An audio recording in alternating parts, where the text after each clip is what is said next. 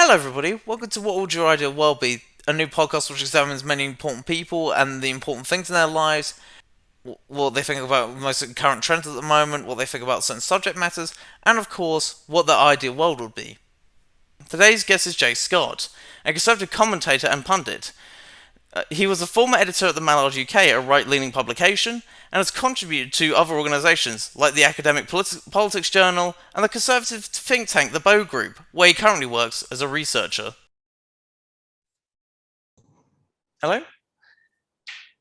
Hi, Edward. How are you? Fine, thank you. Yourself? Yeah, it's not too bad. Okay, How are you? fine, thank you. Good. Okay, cool. Yeah, so thanks for coming on. My first question I wanted to ask you was, I hope you don't mind me using colloquialism. What was your red pill moment? What got you involved in political sort of like discussions and ideas as you currently stand now? Yeah, I think it's fairly common to have this sort of Burkean moment of a reaction to a thing to at least become conservative. For me, it was the 2011 London riots after the shooting of Mark Duggan, and I remember I was in Kent at the time, and I was watching these things going on the television, and I just remember, it's not particularly um, it's not particularly profound, but I just remember watching it and thinking, I don't understand this. This doesn't really make sense to me, and it wasn't that these people, there's no real direct comparison with, say, Burke's reaction to the French Revolution or Scruton's reaction to the revolutionaries in Paris, because they weren't revolutionaries. They were just angry. Mm. And that wasn't necessarily what made me conservative. I think what made me conservative was sort of an exploration of the subsequent years as to what I genuinely believed in. What that moment did for me was made me realize that a lot of people were very angry in the country for a lot of different reasons. Because up until I was only 16, and until that age, you're not really exposed to the world. But being exposed to, I think, to a lot of people, being exposed to that scale of anger and expression of frustration was shocking. And some people, well, people reacted in different ways, and that's natural, that's human. For me, I think the reaction was something like, these people live in a relatively prosperous and safe country, and I don't understand why you would feel so frustrated at the murder of at the killing of someone who was a thug. But Mm. but that being said, that was my reaction at the time, and I didn't understand really what people were upset about, and I spent a lot of time trying to understand what people are upset about, and I do understand now. 10 years on, without even realizing it, the people are not happy with the way things are in this country. But that was one expression of that. And curiously, for about 5 years between that and between 2016, people got progressively angrier and angrier. And it seemed as though that moment was the transition from the Blair years. You'd had 3 years of economic crisis. You just started the austerity program, Mm. and things really changed in 2011.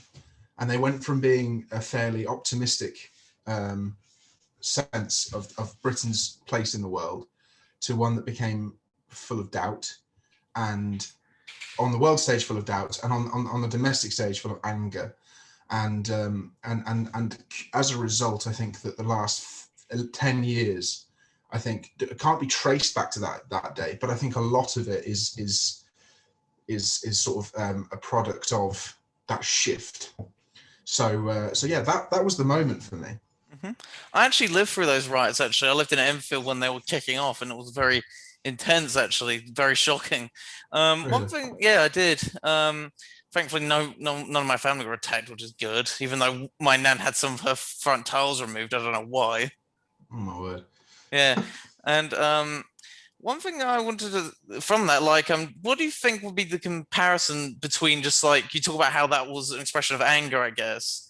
So Mhm. do you think that was the same as sort of like Brexit and stuff like that in terms of like similar anger, or was it like different kinds of anger but with a similar underlying core as to what caused the anger? It's a good question. I don't think that they had the same underlying cause in the sense that they were sparked by different things. Hmm. And part of the reason that moments like the 2011 riots erupt as riots is because they are much more intense in terms of their emotional response.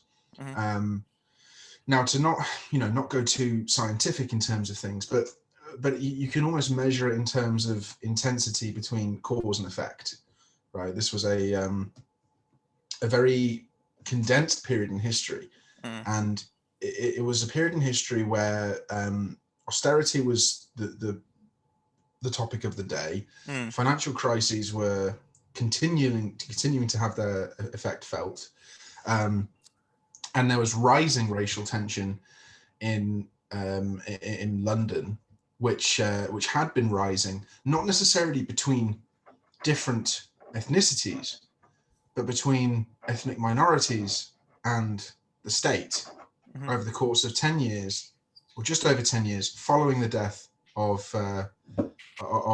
Stephen Lawrence, All right. um, and the changes that took place in the London Metropolitan Police as a result. Um, so that's a very condensed period in history, and it results in an eruption rather than a rebellion. Mm. And Brexit was more of a rebellion because it had a longer inculcation period. It started really in the 60s, which sounds strange because we weren't in the European Economic Commission, European Economic Community until 73. Hmm. But in the 60s, you start to have this shift towards technocratic governance, Mm. wherein you had governance by experts, governance by consensus, by committee. The shift with Thatcher in the 70s and 80s was kind of a more, I'd say, a more populist expression of this idea that you can have a strong leader that is directly connected to the people, Hmm. but it's still someone that is above cabinet responsibility, Sure. at least in terms of culture, not necessarily in terms of strict Hmm. formality. But the point is, the two had very different immediate catalysts, but the same sense underlies pretty much all reactions, in my opinion, which is the sense that you're not being listened to. The idea that those in charge, those at the top, are not paying attention to the demands of people that they're governing and people that they ought to be responsible for.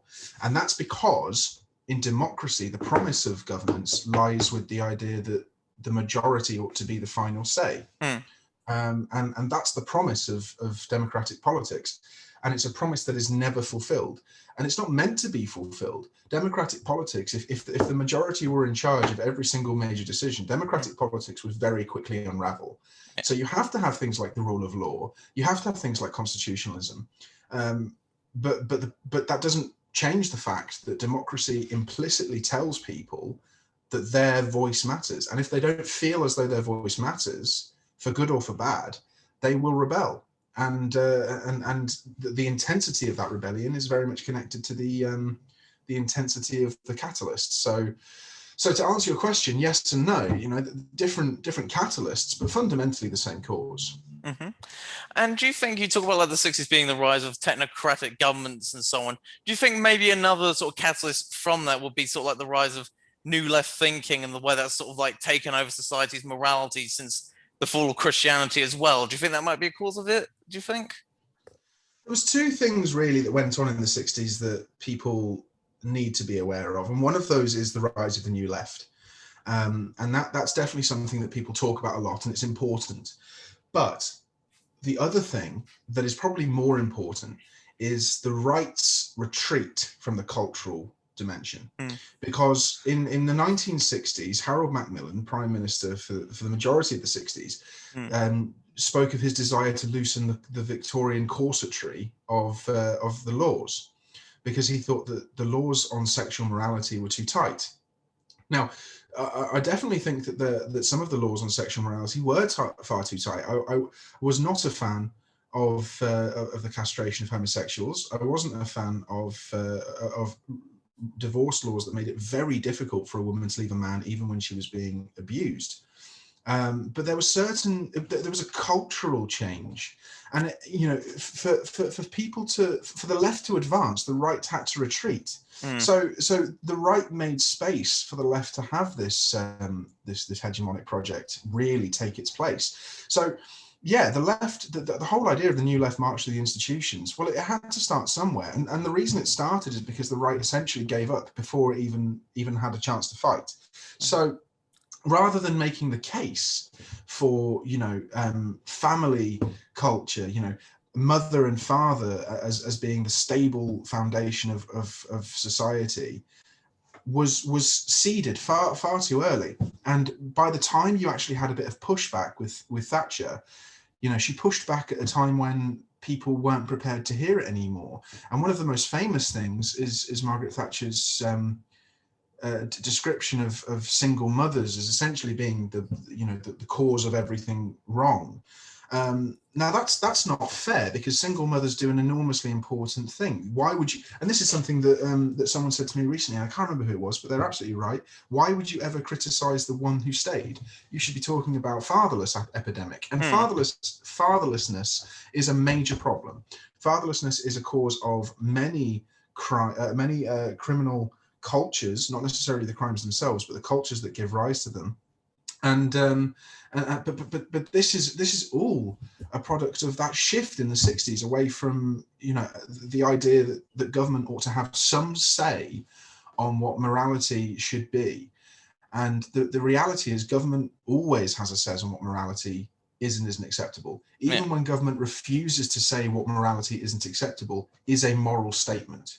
So you just have to accept the fact that government deals in morality. And if government's going to deal in morality, I'd rather have it deal with the morality that conduces social cohesion.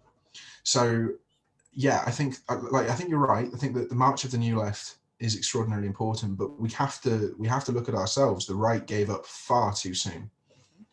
Do you think maybe one thing in that is the fact that you talk about Margaret Thatcher and stuff like that, that the fact that her neoliberal economic revolution sort of like wasn't particularly interested in culture as it was in economics, and that sort of, to quote Peregrine Woolsthorne, the late great conservative editor, talked about in a New Statesman article, he talked about how it made the party essentially free market zealots who were unelectable, as opposed to sort of like the previous generation who had a sense of culture, had a sense of duty. Do you think that might have had something to do with it as well?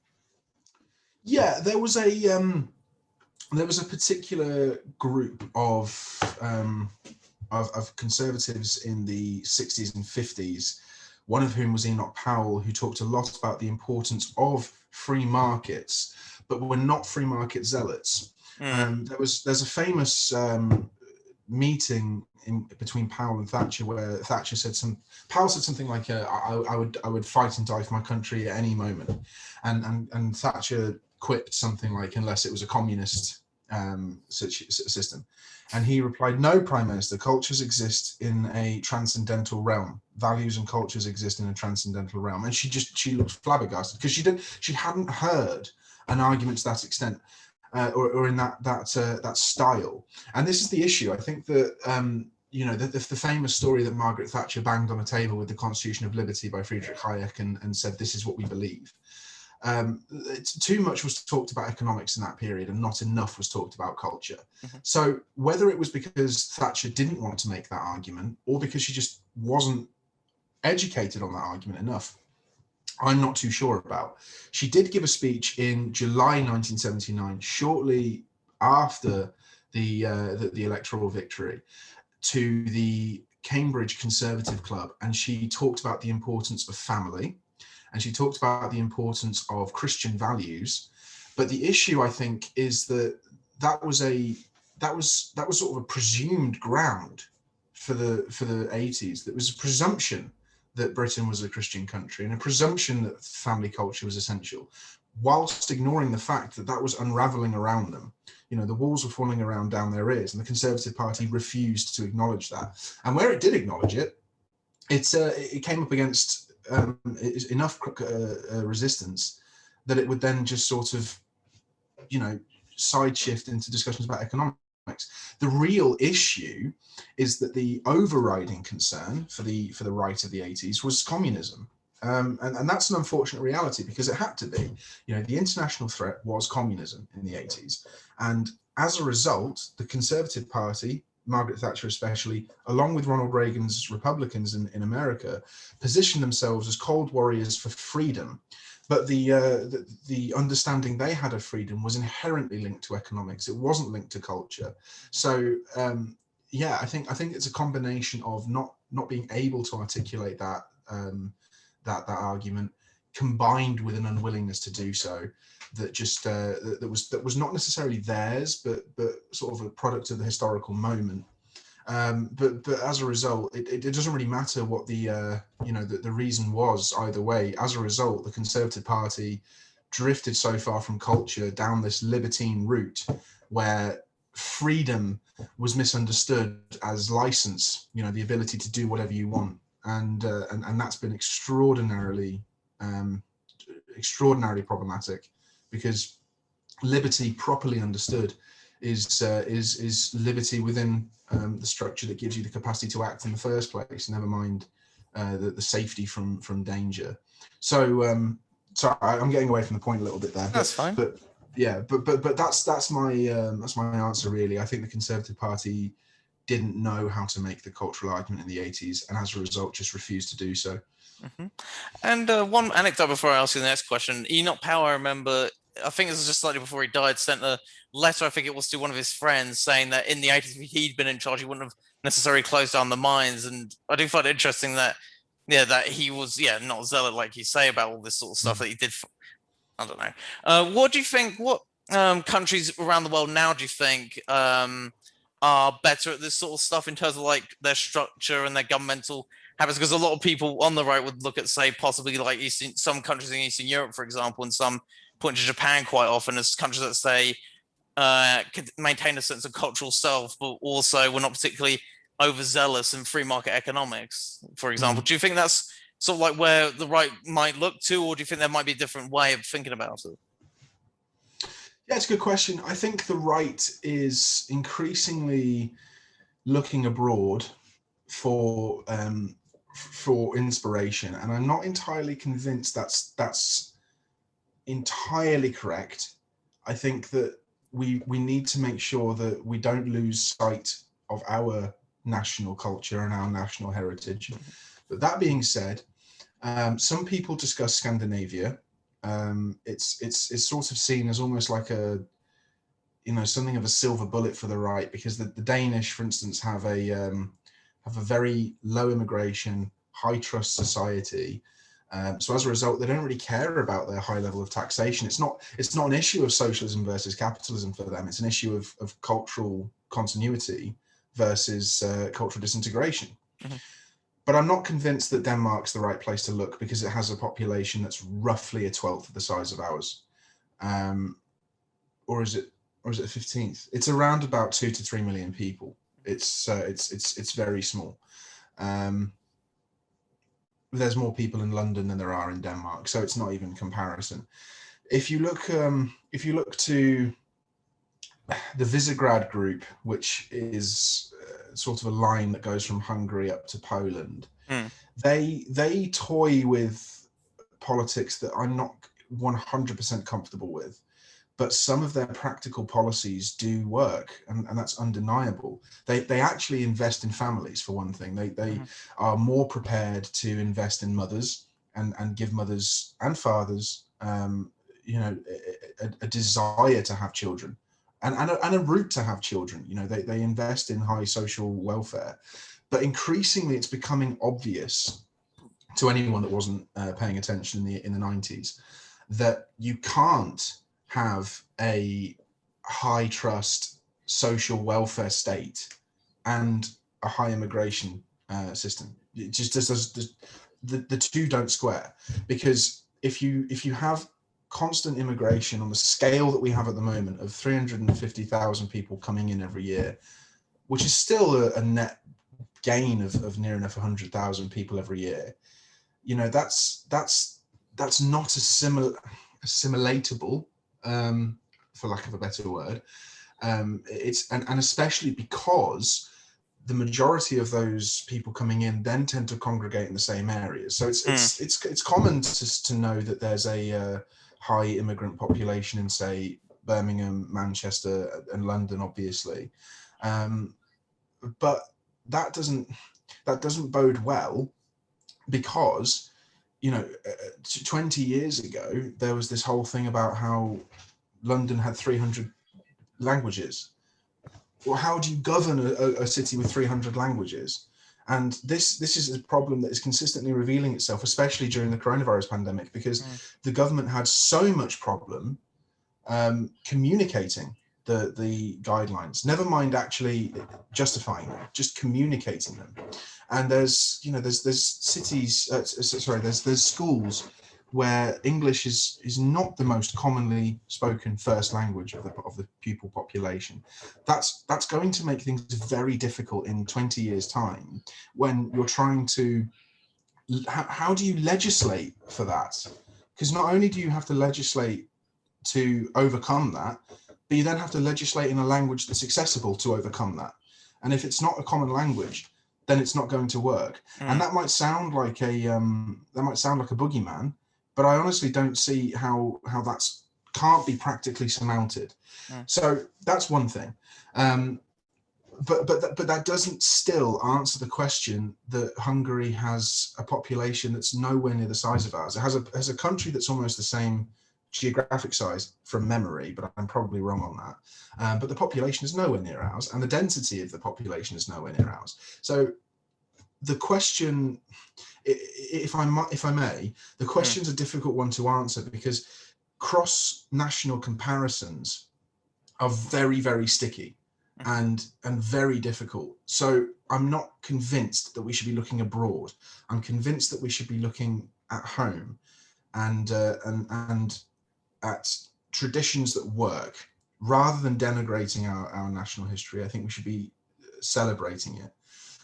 But that being said, and I always do this, I always go around in circles. But that being said, policies that do work are ones that encourage family life and stable family life, however that family wants to look. I might be traditionalist in some things, but I've never had a problem with gay marriage. I've never had a problem with gay couples adopting. I haven't got a single problem with any of that sort of thing. But I want families to exist, and I want them to be stable.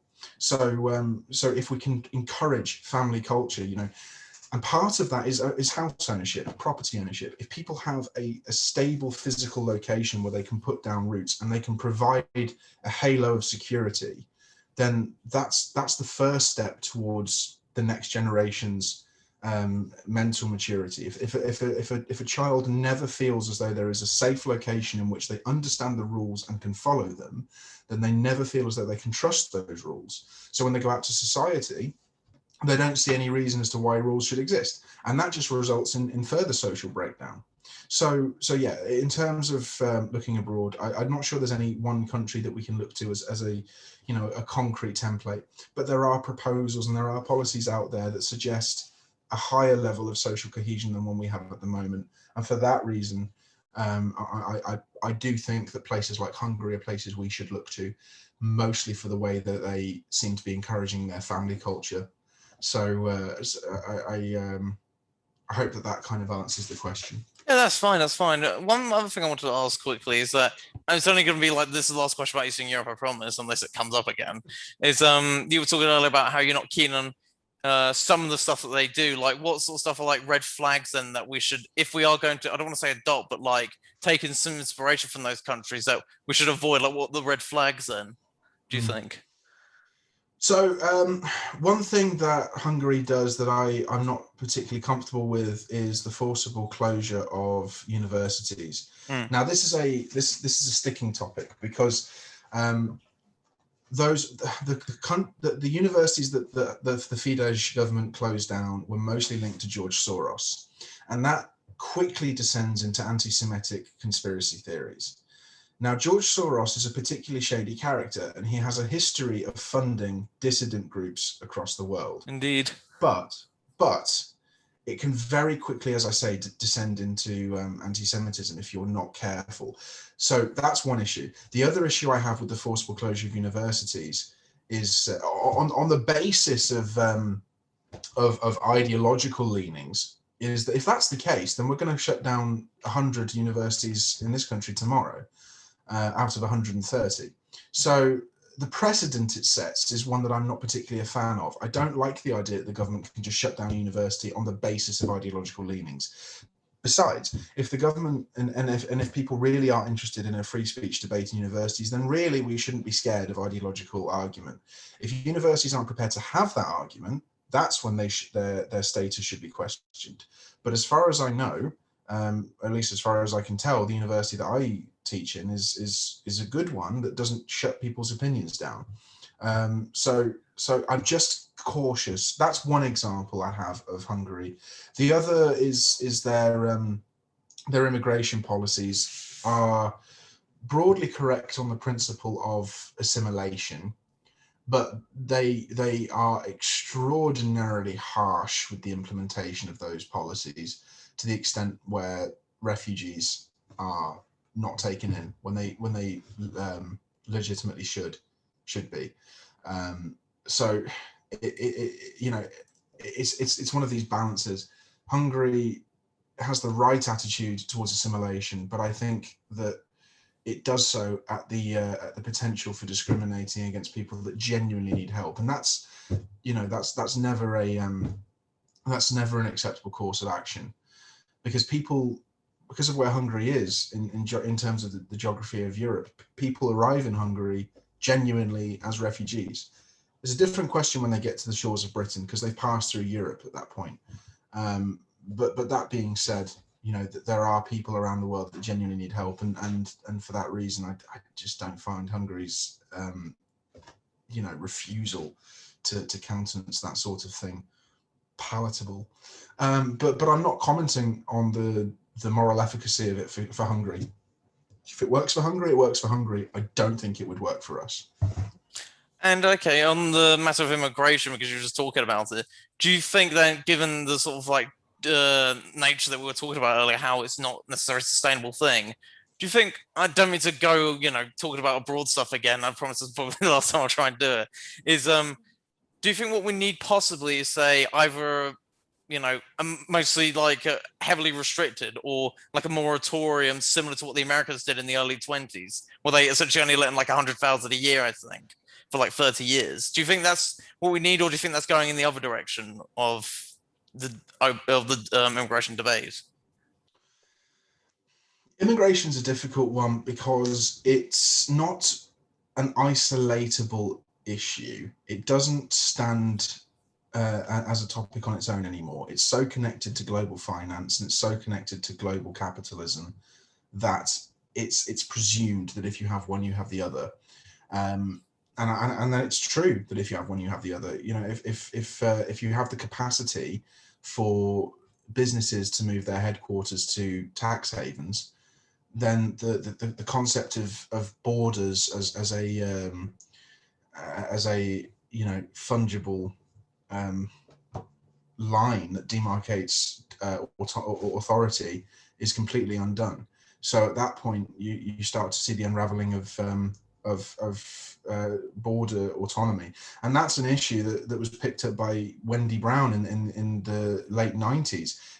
Globalization starts with global capitalism, but she wouldn't make this argument, but it ends with global mass migration. So it's not that the two can be necessarily separated.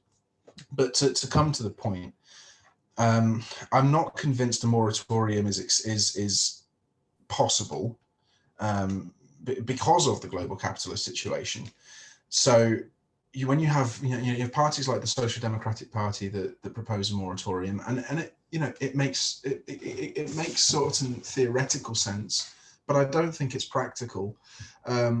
and the Conservative government's long-running target of getting immigration below 100,000 is probably the most acceptable and most appealing. Eric Kaufmann's book White Shift talks a lot about this, and the vast majority of people in Britain think that immigration should be in the 60 to 70,000 region. And what's interesting is at that point you start to see net emigration because of the number of people that leave every year. So that figure is something that I think is more appealing. The issue that I have with immigration on the scale that it is, as I said earlier, it's difficult to assimilate that many people at once, and multiculturalism as a concept is very quickly proving itself to be either impossible or transitionary. And realistically, multiculturalism ought to be something that's transitionary. It should be the process of moving from one culture to another. And I'm not saying in that regard losing Britishness or Englishness as a culture, but the process of English culture changing, as it has done for centuries. But in terms of, numbers, it's impossible to go to zero. It's impossible to countenance what some people are, which is voluntary repatriation. That's utterly ridiculous at this point. But in terms of a moratorium, I don't think that's possible. The difficulty with America is that as a historical comparison, it was trying its hardest to maintain an identity that was at odds with its natural practical requirements at the time. It needed a massive immigrant labor workforce, but it was trying its hardest to make sure that immigrant workforce was not at the loss of the identity that it had achieved up to that point in history, which I suppose is the same issue that we've got now. But the issue that we've got now is as I say, that we're so far down the global capital route that it's impossible to differentiate or to distinguish between that and global mass migration. So a moratorium isn't possible, but it certainly should be the target of any decent government to try and reduce figures below 100,000 at least. When you look back to the late 20th century and the fact that 50,000 people a year was considered high, well, it's absurd that that's now considered below optimum levels. In terms of one thing that's come out really interestingly, reading Eric Kaufmann's book, and looking at Migration Watch especially, they Migration Watch point out that a point system, immigration system, is likely to lead to increases in terms of numbers. And that's not good, because that's going down the technocratic route that precipitates counter reaction. So you're making a rod for your own back. The Conservative Party that's trying to get a hold of immigration now is creating a problem for the Conservative Party of the 2030s that is going to try and deal with these same problems. But that's the issue with democratic politics anyway. It's far too short-sighted. Mm-hmm. And before I move on to the next question, I'm sorry to sound a bit dense, but who is Wendy Brown? No, that's a good question. Wendy Brown is a radical theorist who wrote several books. One's called Walled States and Waning Sovereignty, which I'm reading at the moment. Mm-hmm. And another is In the Ruins of Neoliberalism, which only came out 2 years ago. She's an excellent theorist, and definitely not of the right. She's a radical theorist of the left. So but I like reading radical theorists of the left. I take them seriously, which is probably the reason that I can actually engage with them. Mm-hmm. And on the Conservative Party front, how do you think that their current performance under Boris Johnson's leadership under his watch is doing? Because you were talking about austerity earlier as well. Like, how do you think they're doing, now, and maybe compared to some of their forebearers of yesteryear? Johnson's Conservatives have been handed a really dreadful situation, because for about 4 months after the 2019 general election victory, there was promise that things were genuinely going to change, and change for the better. I seriously think that. There was the question that immigration was probably going to be, if not reduced, at least controlled. There was the idea that we were going to be levelling up the country and redistributing the national GDP away from London, and going back towards the situation like the 30s, when the North was actually somewhere that produced things. Now is a very, very different circumstance. It's all been scuppered by the last year, and for that reason, I genuinely feel sorry for the Conservative Party, in the sense that their agenda has had to change. But that being said, I don't think the way they've changed has been a good one. I think that they've walked down the path of statism far too far. If an acceptable path, if an acceptable walk down that path exists, and they've set an enormous precedent now for centralizing power in the moment of a crisis, or any crisis, which has always been something of an ambiguity in the British state system. And now I think that we've adopted a paradigm shift that is just going to see statism as the default, and anything that differs from that is going to be seen as an aberration. In terms of its economic plans, I mean, I really wish it would just scrap HS2 and invest that money somewhere that matters, and into something that would make a difference.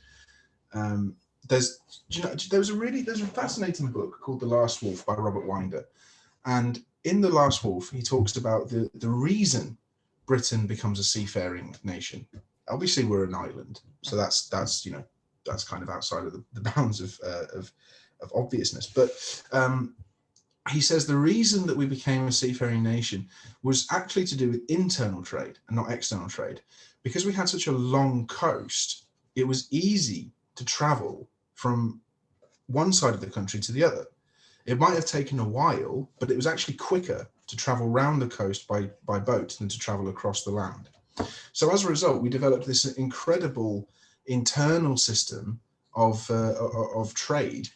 Now, I don't see, if HS2 is really about rebalancing the regions, and it's not, but if it really was about rebalancing the regions, I don't see why you shouldn't take that money and invest it in coastal towns that desperately need investment, and invest it in internal infrastructure for shipbuilding, not global trade, because global trade is something else. But why on earth can you not ship from Carlisle to Bristol using a shipping container? Granted, it might be slower than a train, but I think logistically it makes as much sense, and I think it would actually give us a reasonable way to invest in the North, rather than just throwing money at a situation and expecting it to resolve itself, which is typically what governments do. So I think that they have the right ideas, but I think that they're going about it the wrong way, and that's typical of the Conservative Party. So that's my thoughts on that topic, really. And on that subject matter, you talk about the fact that they're becoming a lot more a status party, or they've implied more of a status program. Do you think it's because they genuinely thought that doing that will be best for the country, or do you think maybe it was a cynical, oh no, we're going to be attacked by the press if we don't do something, oh, the polls are not going to like us, sort of reaction thing, like a lot of these parties tend to do? It's a good question. I'm not entirely sure I have the answer. Part of me thinks that it's a cynical ploy, and part of me thinks it's because they genuinely believe it's the right thing to do. But the one thing that I will say is that the Conservative Party is an election-winning machine. That's what it exists to do. It exists to win elections. It doesn't exist as to be conservative. That's obvious. It exists to win elections, and I think that the government looked at the way other governments were handling it and thought that's not going to be good if that happens here. And it has happened here, but they still seem to be doing well in the polls. God knows how, but they, after yesterday, with the whole Dominic Cummings thing, I mean, there's a poll out today that shows the Conservative Party is 11 points ahead of Labour.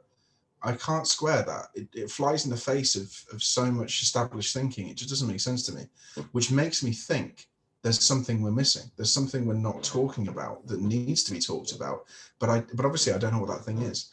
And I've said now for a few months, I think the first person that hits the nail on the head is going to be the person that understands politics for the next 10 years in this country. Mm-hmm. But until that point, it's shooting in the dark, really.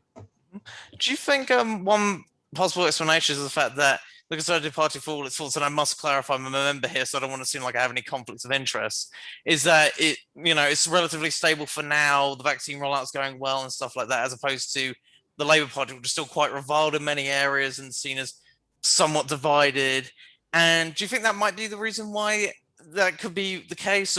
And also, do you think this might play out in maybe a more interesting way during the Batley and Spend by-election that's coming up? Yeah. Well, as a disclaimer, I'm a member of the Conservative Party as well, but that's because I forgot to cancel my subscription and then it renewed. So, yeah, I mean, look, Labour are a shambles, and the fact that the respectable option of leader, Keir Starmer, is still not able to get a control of the party. If the Labour Party cannot sort itself out in the next 6 months, I think it's a dead party, and that might be, that might be presumptuous, but the idea that at least, okay, granted we're in the middle of a pandemic, but if the Labour Party cannot at least try and win in its heartland in a by-election, which historically goes against the governing party, what chance does it have? But the Labour Party's been completely screwed by the last 10 years. 7 years of internal party factions, because since Miliband took control, that kind of reintroduced the idea of or maybe socialism is a viable option, and that moved the Overton window back in that direction. And then Momentum is a whole beast in itself. But the reason Momentum could even have the momentum that it did is because of Ed Miliband's changes to the leadership contest. He moved from a collegiate system in which you had the Parliamentary Labour Party as 1/3 of the vote, unions as another third of the vote, and the membership as another third of the vote, to a one-man, one-vote system in which every single person's vote counted as the same as the everyone else's. And that basically gave the membership, which at the time was about 500,000 people, that made them the kingmakers. So then when you had like a ready-made campaigning faction that was prepared to, carry a candidate into the leadership come along in the form of Momentum, then it was a done deal. So at that point, up until 2016, there was this sort of slow march in the direction of democratization until it was a fait accompli. And then once that was the case, then you had an actual socialist in charge of the Labour Party, which hasn't happened for, at that point, 20 years. That was just absurd. The idea that a genuine socialist was in charge of one of Britain's Labour parties in 2015, it just feels wrong.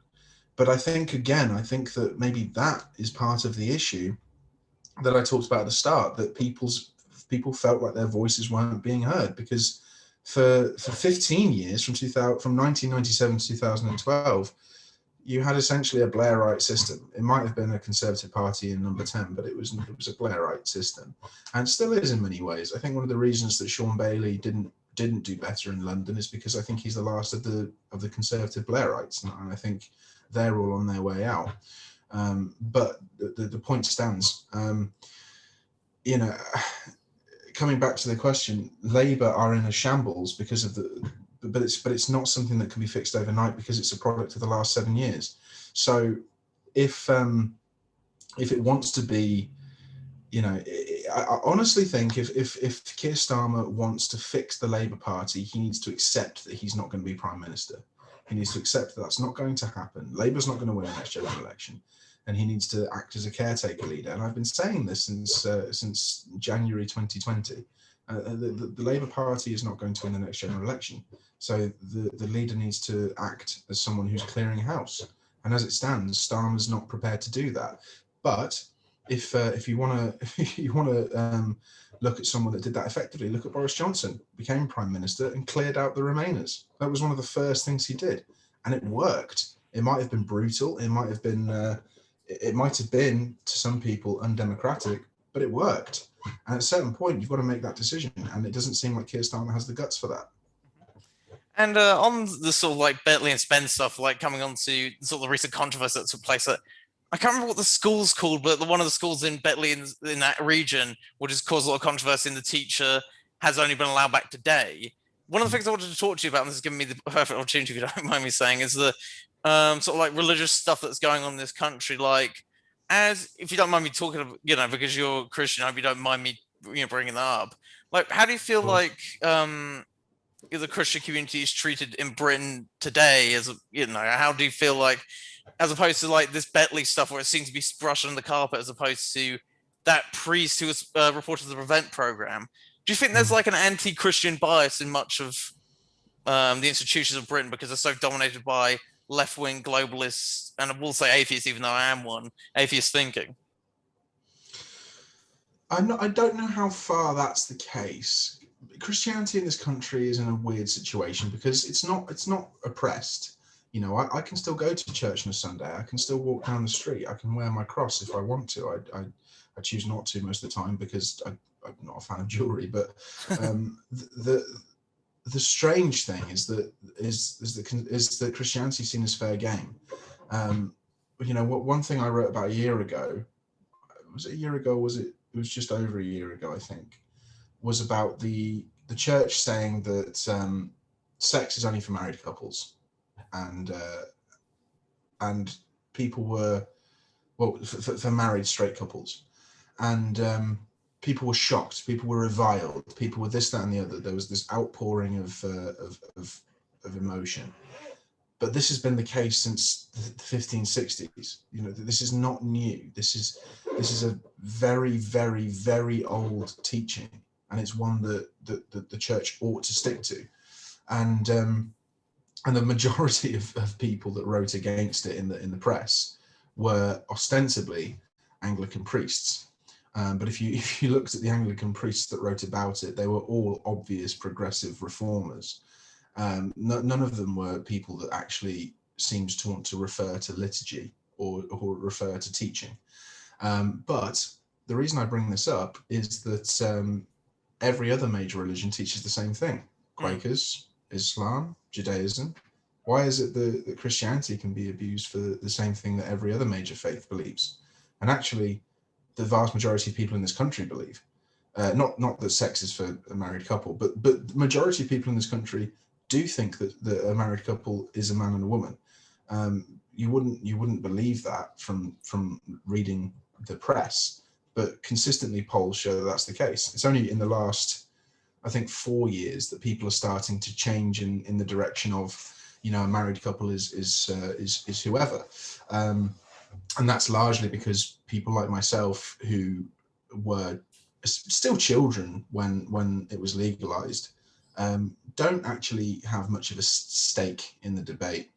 But interestingly enough, a lot of younger people don't put as much emphasis on marriage anymore.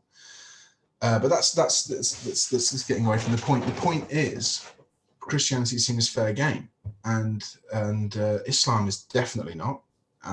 Judaism is definitely not. One of the things that in the last year has proven itself to be quite interesting is the fact that the discussion of depictions of the Prophet Muhammad is clearly beyond the pale, and at the same time, people like to talk about how Christ was clearly not a white man that lived in Jerusalem. Well, you're kind of getting away from the point, because Christ teaches transcendentalism and looking beyond the superficial and into the soul of the person, not the actual physical body that soul inhabits. So, it just feels absurd to me. So I don't think that there's necessarily anti-Christian bias, but it certainly feels as though you're allowed to just take pot shots at Christianity. And part of that, I think part of that is because most Christians in this country have the same old British attitude of irony, of being able to laugh at themselves. And that's a good thing. That is something that we should never lose. But we should also remember that faith is extraordinarily important to people that have it. You know, it's a fundamental part of our lives. It's important to our identities. And the idea that you can mock what someone believes and not really, offend them in the process is silly.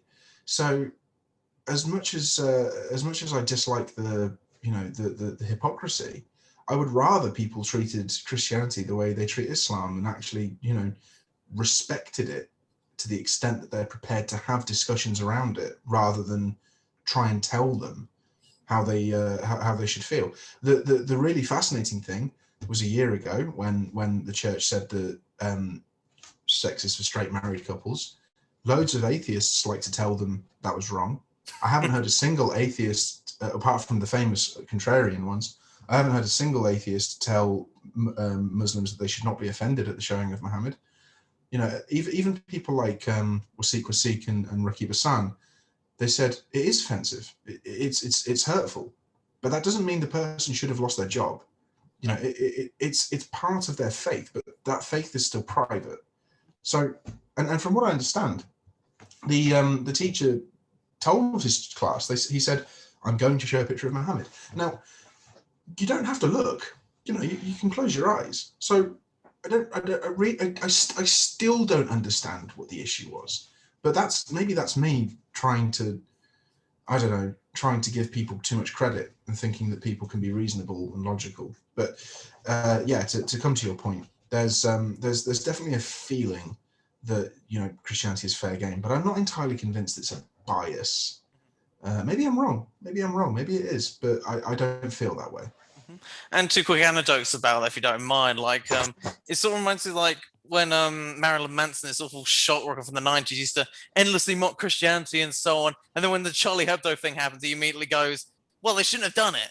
Or the other thing was that, Ian Paisley rightly took that BBC person to task for mocking sort of like the new DEP leaders like Faith.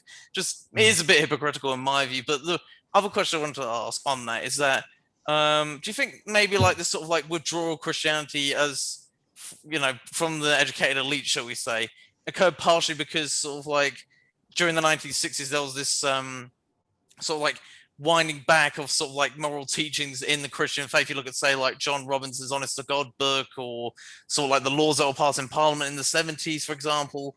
Do you think that there's been an attempt to sort of like modernize its scripture, but at the same time sort of like lose its soul, I suppose, from like the Church of England and other bodies that claim to represent the faith?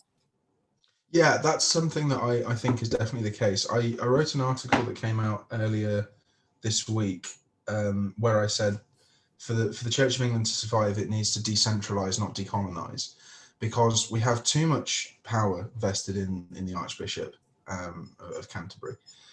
But also, the problem of the last, Peter Hitchens writes about this in The Abolition of Britain, the problem of the last 40, I imagine this is the reason he asked the question, but yes, he's spot on.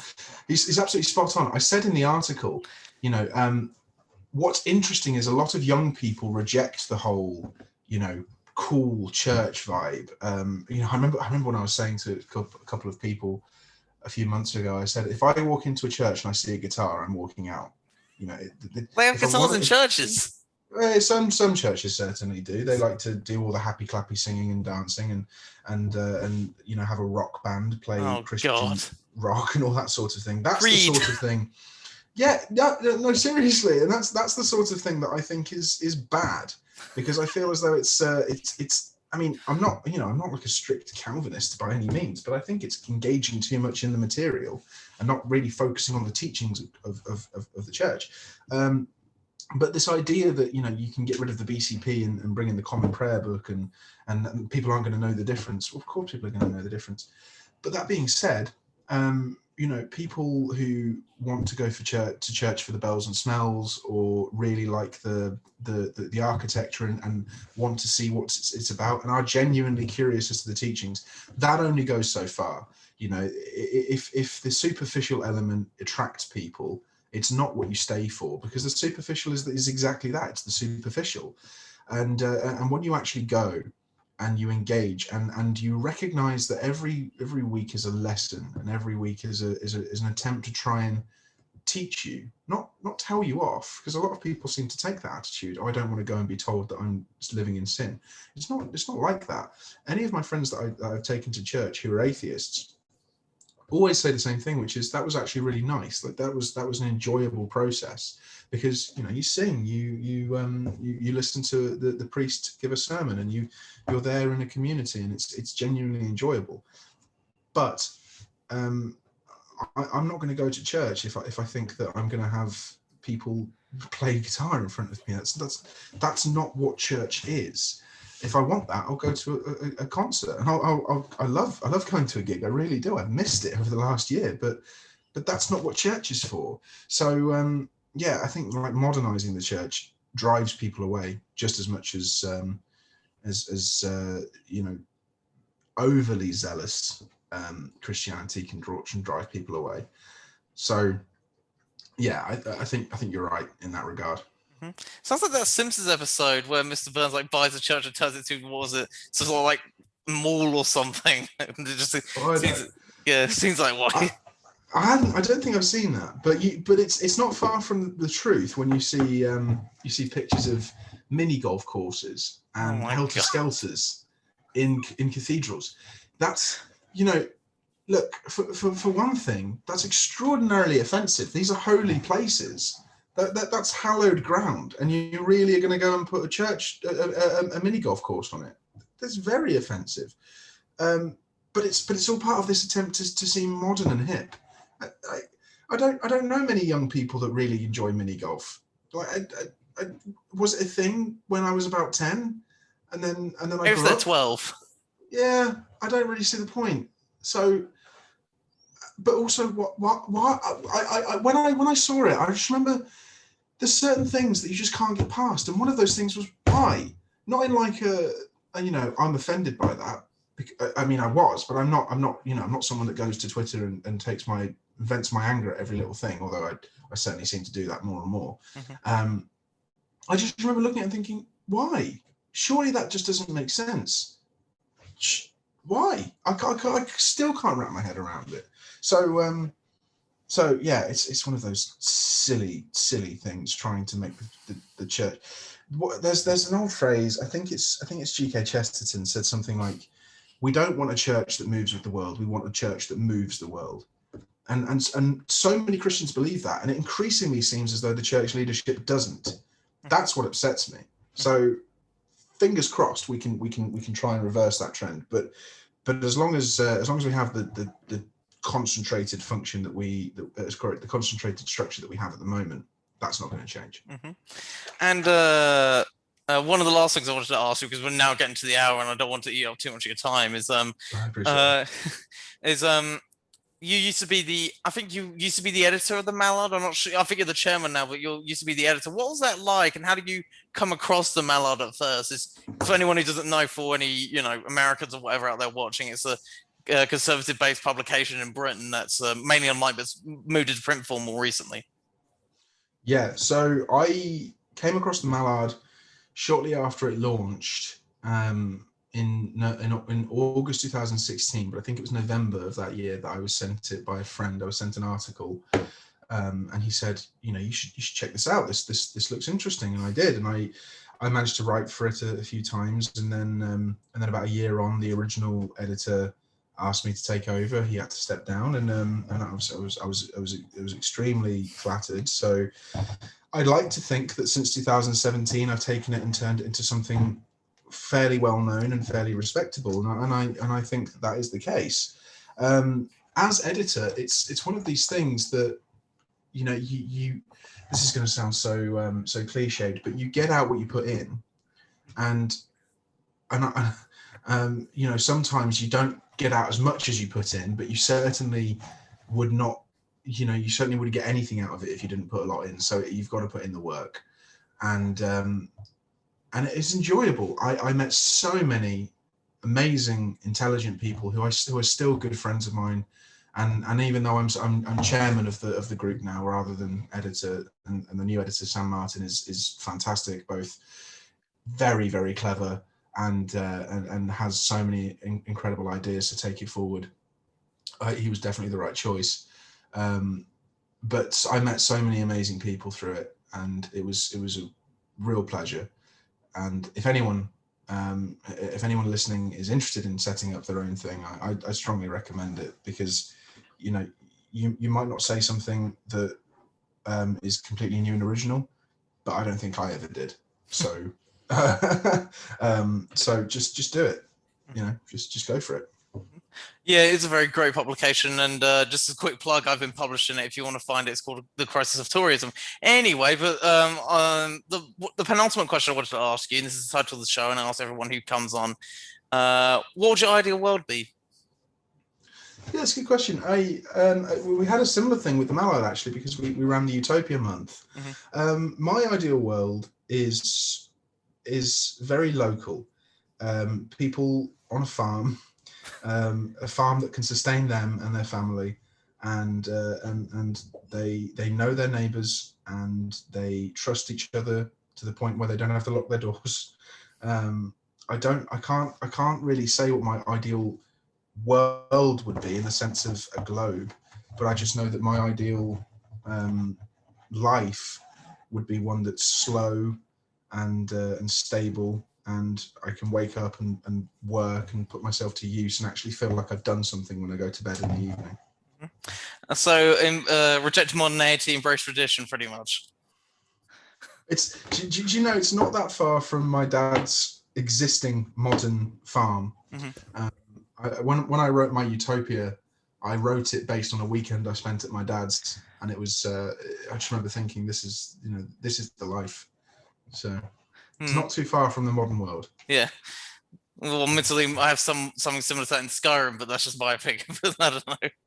That's a bit of a cringe joke. And yeah, thank you for coming on today. And for anyone wanted to find more about you and your work, how can they contact you and how can they find it? So if you want to follow me on Twitter, my Twitter is at j_scott_95. That also has links to the Mallard and my academic profile in the Twitter account. But you can also just go on the Mallard and follow us on there. So if you type in www.mallarduk.com, you can find pretty much everything on there. Okay. Thank you for coming on today, and yeah, have a good rest of your evening. Fantastic. Thanks so much for having me, Edward. Bye-bye. Bye. Thanks for watching.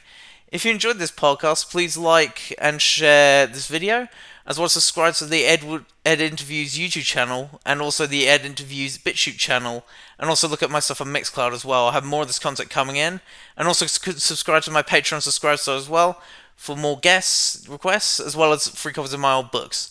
Until then, see you next time, guys.